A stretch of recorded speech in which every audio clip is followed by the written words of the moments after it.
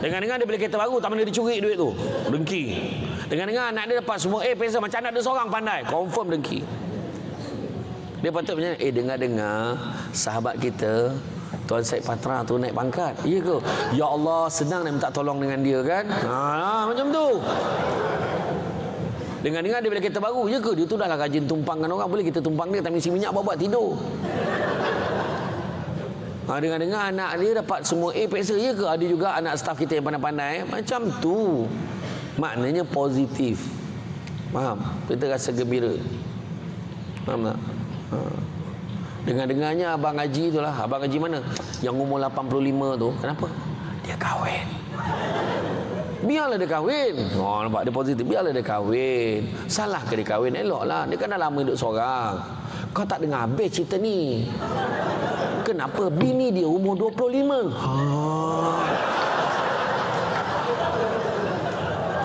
Suami 85, isteri 25, tak terangkat kening. Cuba cakap yang baik. Alhamdulillah, dapat isteri yang tegap boleh jaga dia. Ni kadang ada orang perempuan ni mulut jahat ni kadang. Malam pertama mati tu. Jangan. Jangan, tak baik. Banyak lagi benda baik boleh cakap. Kenapa kau bantai dia macam tu? Kalau kau tak puas hati, kau tanya perempuan tu. Dek, nak tanya sikit, kenapa kau suka sangat dengan Abang Haji? Itu umur dia dah 85, macam mana kau boleh suka kat dia? Pertama, dia romantik. Makan bersuap. Kena boleh suap tu. Abang tu telinga lah. Teruk betul rabun tu. Abang sinilah kadang macam tu. Bila makan candlelight. Tengah hari. Candlelight kan lalat tu kan. Kau baik-baik kak minum penyembuh kan. Kau baik-baik kan. Lepas tu kan, setiap kali saya marah dia tak pernah balas balik. Dia ada pekak tak terdengar kena balas apa kan. Kau golak ke sawan ngak, kau sabar. Tapi betul, jangan kita dengki dengan orang. So tanggung sasi. Seterusnya apa? Seterusnya apa yang kena ada adalah kita kena percaya pada hikmah. Aku kerja gaji rajin. Bayangkan, tanyalah Tuan Haji Nasir tu kan. Berapa puluh tahun dah servis? 30 tahun lebih dah. 33. Bayangkan 33 tahun. Macam baru semalam kerja. Tanyalah. Tukar sana, tukar sini, tukar. Ya Allah, dah nak pencen. Dan bila kita bekerja, akhirnya apa dia? Bukan tak ada ujian tau. Tuan Haji Nasir ni ada ujian dia. Orang macam ni, orang tuduh macam tu, orang cakap macam tu, biasa. Tapi akhirnya hikmah dia apa? Akhirnya dapat menuju ke pencen tu dengan tenang. Kita bekerja ni, rupanya Tuhan bagi macam-macam. Tuhan bagi keluarga kita bahagia. Tuhan bagi ni, Tuhan bagi anak berjaya. Tuhan bagi isteri yang baik. Tuhan bagi macam-macam. Tanpa kita sedar sebenarnya. Percaya pada hikmah. Bila aku kerja rajin-rajin ni, ada hikmahnya. Tanam tabu di tepi rumah, cabut ubi sampai ke akar. Kalau hidup membaca hikmah, selautan garam terasa tawar. Itu sebenarnya. Maka kita akan boleh hadapi semua tu. Percaya pada hikmah. Seterusnya apa? Bertanggungjawab. Jangan sibuk menyalahkan orang lain. Kalau salah sendiri salah, kena mengaku. Oh, ni silap saya. Kita betul kan? Kadang ada sikap, oh ni bukan salah aku, ni salah dia. Oh tak tahu file ni, tak tahu kenapa dia letak atas meja saya. Patutnya dia punya kerja. Ni bukan kerja saya. Apa salahkan saya? Saya memang tak tahu benda ni. Dia letak atas meja saya, saya biar. Saya tak tahulah kenapa dia letak atas meja saya. Nampak tak? Salahkan orang. Macam cerita bangau, bangau. Kenapa bangau kurus? Kenapa bangau kurus orang perempuan? Ikan tak timbul. Orang lelaki, kenapa ikan tak timbul? Rumput panjang. Kenapa rumput panjang orang perempuan? Kebau lembu tak makan. Orang lelaki, kenapa kebau lembu tak makan? Sakit perut. Kenapa perut sakit orang perempuan? Makan nasi mentah. Kenapa nasi mentah orang lelaki? Kayu api basah. Kenapa kayu api basah orang perempuan? Hujan turun. Kenapa hujan turun orang lelaki? Katak panggil. Orang perempuan, kenapa katak panggil? Ulang nak makan. Jadi mbak, berbanggalah kita. Wahai Tuan Haji Nasir. Sebab staf kita ni semua ingat lagi lagu tu. Saya saja cuba tadi beria dia mengingatkan lepas ni apa. Dia katakan. Tapi dalam banyak-banyak binatang tu sebenarnya nak beritahu tentang betapa binatang ni menyalahkan ni. Tapi akhirnya ada satu binatang yang paling bertanggungjawab. Namanya ular. Dia tanya ular, kenapa kau nak makan katak? Maka ular jawab sambil merenung tepat pada mata yang bertanya, memang makanan aku. Memang makanan aku. Memang makanan aku. Dan rakaman di hujungnya telah dipadamkan oleh Jabatan Arkib Negara. So what? Dia kata. Dia tanya. Tanggungjawab. Seterusnya, respon positif. Apa juga perkeliling, skala, apa juga perintah-perintah baru yang suruh kita buat sebagai staf, terima dengan lapang dada, positif. Dan seterusnya, ikhlas dalam bekerja. Sebab bila ikhlas, macam-macam Tuhan akan bagi kat kita. Kadang-kadang 10 benda kita nak dalam hidup kita, Tuhan dah bagi 7, tapi kita sibuk petikai 3 yang kita tak dapat, menjadikan kita sebahagian pada manusia yang tidak bersyukur. So dalam bekerja betul-betul. Buat apa aku kerja? Bukan aku naik pangkat pun. Buat apa aku kerja? Bukannya aku dapat anugerah khidmat cemerlang pun. Mesti dia, dia marah. Bukan apa sangat pun APC, anugerah khidmat cemerlang. Cuba cerita dengan saya, APC tu dapat apa perempuan? Pertama, jangan nampak sangat aku nak duit tu. Pertama, sijil. Duit tu iringan, faham? Perempuan kau tengok, patutlah 300,000 tak kaya lagi. Katanya, yang pertama apa? Duit. Sabar. Sijil penyertaan, sijil penghargaan tu yang kekal. Duit tu iringan. Duit. Mana bahagian HR? Bahagian HR mana? Tak dia datang. Tidak angkatlah, takkan janganlah malu. Mana bahagian HR? Seorang je belakang sana, satu sini. Tak, saya tak tanya apa-apa, nak tahu siapa je.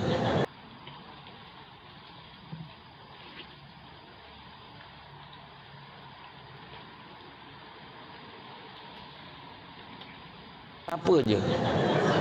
Oh, baru angkat tangan. Oh, macam tu kau Okey, bahagian HR biasanya dia dah nampak dulu tau senarai penerima APC tahun tu. Atas kepala surat tu dia tulis sulit dan rahsia. Senarai penerima tap. Hello.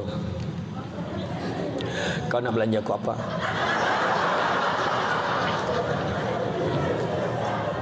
Kenapa? Aku tak faham lah. Tahniah lah. Tahniah apa? Tahniah lah kau dapat APC tahun ni. Ya ke? Mana? Senarai nama kau dekat tangan aku.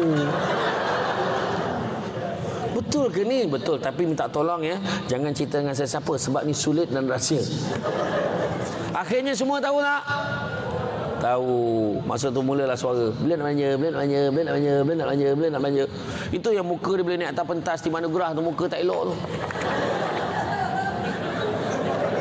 Sebab modal dah banyak keluar. Bukan banyak sangat pun. Kadang-kadang dia marah apa tau? Kalau khusus pergi Genting, kalau khusus pergi Singapura, kalau khusus pergi KL, hantar dia. Kalau khusus kat Beaufort, hantar aku. Aduh, khusus pun jadi hal. Sabar, saya dulu pernah kerja penyawat awam, saya tahu dah gagam tu. Kalau dah rezeki tak ke mana-mana, kadang-kadang kita dapat kursus tempat lain, kita dapat kursus ni. Biarlah kursus dekat-dekat, boleh balik rumah. Kursus jauh-jauh ni susah, berjauhan dengan isteri susah, berjauhan dengan suami susah. Betul tak? Betul. Kadang-kadang kita saja berdengki benda yang kita bukan suka sangat pun. Buat apa? Tak payah. Faham Ikhlas kita dalam bekerja. Seterusnya apa kita kena buat? Kita kena cepat. Kalau lambat kita akan ketinggalan. Kalau sistem keuangan kita ni dah upgrade, pakai sistem yang terbaru, pakai teknologi terbaru, kena guna. Orang pakai handheld. Orang semua boleh pakai sistem. Kita pakai sistem aplikasi. Orang semua pun boleh nak cek dia punya kes dia apa semua. Dia punya kes dia berkaitan dengan diri dia. Saya nak online, boleh cek online. Kita pun kena ada online. Zaman dia begitu. Kan, Mbak kata apa, Datuk Seri mendiang Datuk Seri Sami Value dulu kan. Semua nak cepat. Kita akan mempertingkatkan perkhidmatan pos. Hari ni pos semalam sampai. Dia kata nak berhenti postman tu. Gila betul. Hari ni pos semalam sampai. Macam mana buat tu? Bayangkan, aku dah post tadi, tahu dah sampai dah semalam. Macam tu lah. Rupa-rupanya maksud dia, hari ini post 1 malam sampai. 1 malam dan semalam seerti, penggunaan tak sesuai. Tapi itulah, semua nak cepat. Sekarang nak cepat. Bayangkan masa PKP hari tu kan, kita tergendala banyak perkara. Saya sendiri ceramah online. Saya yang tak biasa ceramah online, terpaksa ceramah online. Sebab kalau tidak, bayangkan, sebentar saya tak ceramah online, saya ceramah fizikal je. Maka 2 tahun lah Samsul debat jadi tak relevan. Saya dulu dah lah tak tahu, itulah telefon live, itulah telefon call. Dulu tak tahu. Saya pasang-pasang, saya tekan on, saya pun lagi. Bismillahirrahmanirrahim, Assalamualaikum warahmatullahi wabarakatuh, apa khabar semua? 2 jam aku ceramah, kamera tak on. Untuk Kementerian Pengajian Tinggi Putrajaya, bayangkan tu, 2 jam ceramah. 33 miss call. PA telefon. Orang sana, apa tak start lagi ni? Kata. Akhirnya petang tu ulang balik ceramah yang sama, tajuk yang sama dengan suasana yang berbeza. Macam suasana nak mengumumkan puasa pada hari ni. Iya. Kita kena cepat. Sekarang semua orang beli handphone pun nak tengok teknologi dia macam mana, tengok kamera dia macam mana, tengok ni macam mana. Betul tak? Sekarang cepat. Kedua, kita kena hadir. Jangan ponteng kerja. Hadir kerja, jaga disiplin. Sebab bila satu hari kita tak datang, kita kena ingat, tanya diri kita, aku ni ada menyusahkan orang ataupun membantu orang? Tanya balik diri kita. Ketiga, kita kena apply. Apa yang kita dapat, kita kena buat. Benda-benda baik, kita kena laksanakan. Benda-benda tak baik, kita kena tinggalkan. Itu apply nama dia. Ini zaman kita buat, bukan zaman kita cakap. Kita akan pastikan, kita akan sentiasa menjadi penyawat awam, mesti sepatuh. Jangan cakap aja, kena buat. Seterusnya profesional. Jangan campur aduk peribadi dengan kerja. Peribadi, kerja adalah kerja. Kalau ada masalah peribadi, tolong selesaikan. Jangan biarkan, selesaikan. Sebab dia akan efek kerja kita. Ada masalah rumah tangga, settlekan dengan perempuan ni, settle dengan isteri kita, settlekan dengan suami kita. Jangan biarkan dia mengganggu tugas kita. Sebab di Malaysia dia tak boleh elak. Di negara luar lain, di barat lain, dia boleh bergaduh, tapi dekat kerja tutul. Dia boleh, ada setengah tu boleh. Tapi kebanyakannya memang tak boleh. Kita memang kena settlekan masalah peribadi kita. Okey, seterusnya, sentiasa bersemangat untuk buat yang terbaik. Itulah integriti yang kita nak kejar. Sentiasa buat yang terbaik. Tak ada, apalah nantilah, esoklah, salin je lah kau punya. Tak boleh, buat yang terbaik. So dia organize, susun atur strategi. Kerja mana nak buat dulu, mana nak siapkan kemudian. Dan terakhir sekali, pastikan letakkan dalam ni, dekat dalam hati ni. Itu sebab Nabi sebut dalam tubuh badan manusia ada seketul daging. Kalau baik seketul daging itu, maka baiklah seluruh tubuh itu. Kalau tak baik seketul daging itu, maka tidak baiklah seluruh tubuh itu. Maka ketahuilah sesungguhnya seketul daging yang dimasukkan adalah hati. Dan dalam hati ini tersimpul ada satu perkara yang kita letak dalam hati, iaitu niat. Setting apa yang kita nak buat dalam hidup kita. Kalau kita nak bersikap jujur, jujurlah. Kalau kita nak menipu, menipulah. Itu atas kita. Panggillah 10 penceramah dalam dunia ni pun datang ke custom. Tapi kalau hati kita dah letak dalam niat kita tak nak berubah, maka kita tak akan berubah. Kita akan tetap buat perkara yang sama. Dalam hidup kita ni, macam saya pesan tadi, jangan nak kejar kaya, tapi kejarlah bahagia. Kerana satu hari nanti kita akan sedar, bukan semua perkara boleh dinilai dengan harganya. Tadi saya kata, Prophet Muhammad beritahu, cari rezeki yang halal, semua yang halal itu cukup buat kamu. Dan Prophet Muhammad juga beritahu, manusia yang paling kaya, maknanya boleh kaya? Boleh. Manusia yang paling kaya adalah manusia yang merasa cukup dengan apa yang dia ada. Dan bila kita nak kejar, jangan kejar kaya, tapi kejarlah keberkatan rezeki. Nak tahu rezeki kita berkat ke tidak? 7 tanda keberkatan rezeki. Yang terakhir saya beri 7 tanda keberkatan rezeki. Pertama, sikit rasa cukup, banyak boleh kongsi. Sikit cukup, banyak boleh bantu orang, boleh sedekah orang, boleh tolong orang lain. Kedua, rumah tangga rasa bahagia. Kita kerja kat sini, penat-penat balik, tenang hati, bahagia. Tu berkat tu. Balik rumah, abang penat sangat nampak abang. Abang duduk saya bancuhkan air untuk abang. Abang nak kopi, tea, or mi. Oh, memang bahagia rumah tangga ni. Ini kena sama. Balik-balik. Balik-balik buat muka. Balik-balik buat muka. La ilaha illallah. Jangan macam tu. Kan? Balik-balik gembira. Bahagia mata. Bila balik suami menyanyi. Indah sungguh panorama. Isinya bagai pulau ni warna. Anak ulala. Jadi. Ataupun suami balik. Sayang. Abang balik ni. Sayang. Abang, awak masak lah. Sayang tahu kan. Abang kalau tak nampak sayang, hidup abang macam mana? Kau tak nak geli-geli sangat lah. Kau suka ke tak? Kau cakap dengan aku. Kan? Abang, saya masak lah. Nak abang tolong ke tak? Yalah bang. Abang pergilah siap tanpa biar saya masak sendiri. Oh, nampak? Iya. Ataupun suami nampak kan. Suami nampak isteri tengah basuh pinggan. Dia tu sayang, tak ada. Saya pergi basuh bilik siap. Biar abang sambung. Dengan uniform ni. Tak buka lagi uniform custom ni. Sebab semangat baru naik pangkat kan. Contoh.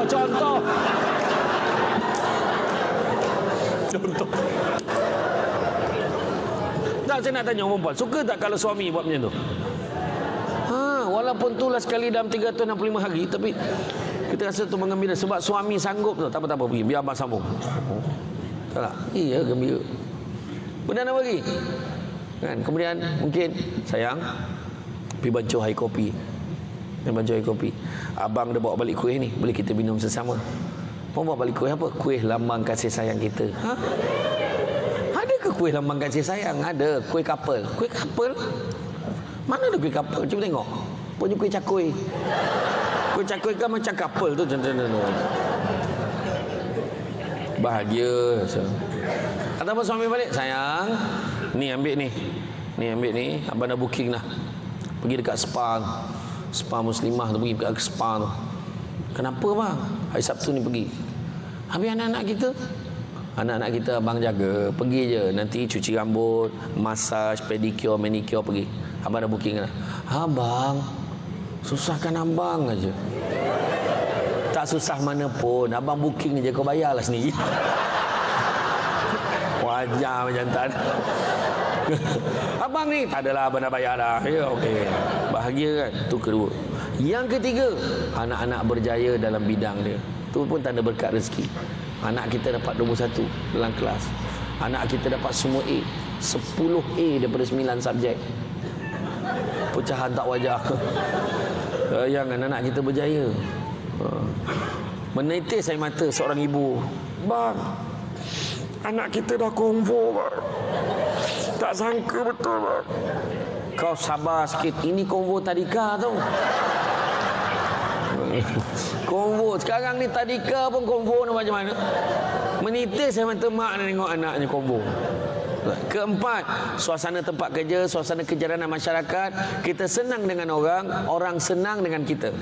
Kalau kat pejabat, kita senang dengan orang senang dengan kita, tu tak ada berkat.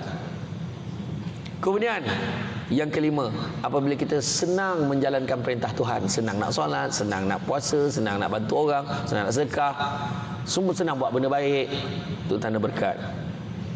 Keenam, apabila rumah kita seringkali diziarahi tetamu, ada je orang datang rumah, itu tanda keberkatan rezeki. Itu tak termasuk yang tin shopping, itu tak termasuk. Tu kau yang order, faham? Mana Grab ke pun tak kira.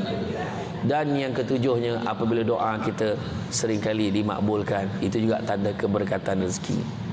Tuan-tuan dan puan sekalian, ingat, kalau nak jalan laju, jalan sorang-sorang. Tapi kalau nak jalan jauh, berjalanlah bersama-sama. Apa yang disebutkan oleh penolong ketua pengarah tadi, untuk kita jalan bersama-sama, bukan jalan laju seseorang. Kita boleh jalan laju seseorang, tapi tak tahu pergi ke mana.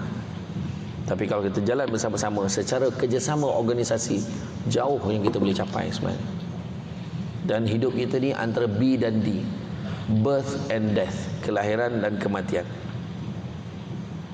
Antara B dan D, birth and death. Tapi antara B dan D ni, tengah-tengah ni ada satu huruf lagi, apa? C. Kita ada choice. Hidup yang macam mana kita nak jalani. Kalau kita nak hidup dengan tak amanah, kalau nak hidup dengan cara nak makan rasuah, kalau hidup kita nak makan dengan makanan yang tak berkat, kalau nak hidup dengan keluarga kita huru-hara, disebabkan oleh tidak adanya keberkatan. Kalau kita nak teruskan dengan jasmani kita ni baik tetapi rohani kita ni tak sihat, percaya cakap saya, kita tak akan dapat ketenteraman jiwa yang kita kejar di dalam hidup kita. Jadi tuan-tuan dan puan-puan sekalian, rasanya cukuplah sekadar itu. Saya faham signal-signal yang diberikan itu, cara dia memandang tepat ke mata saya tu, saya faham. Sesungguhnya apa yang saya sampaikan ni bukannya nasihat untuk tuan-tuan saja, tapi untuk diri saya juga. Sebab kata orang sepandai-pandai tupai melompat, akhirnya jatuh ke tanah jua. Walaupun perkongsian sudah tamat, mudah-mudahan meresap ke dalam jiwa. Cantik dipandang rumah penghulu, kayu terukir dari papan. Alang-alang menuntut ilmu, sebutir pasir kembang galah menjadi intan. Budak-budak membawa galah nak menjolok buah berangan. Kalau ada silap dan salah, dikata tidak, dicaci jangan. Tenang-tenang air di laut, sampan kelok mudik ke Tanjung. Hati terkenang mulut menyebut, jasa baik pihak custom hari ini menjemput, rasa nak junjung. Jadi tuan-tuan dan puan sekalian, itu saja daripada saya. Cuma ada sedikit makluman saya nak maklumkan. Kalau tuan-tuan dan puan ada masa nanti, di belakang sana ada satu meja ajaib. Dekat atas meja tu ada barang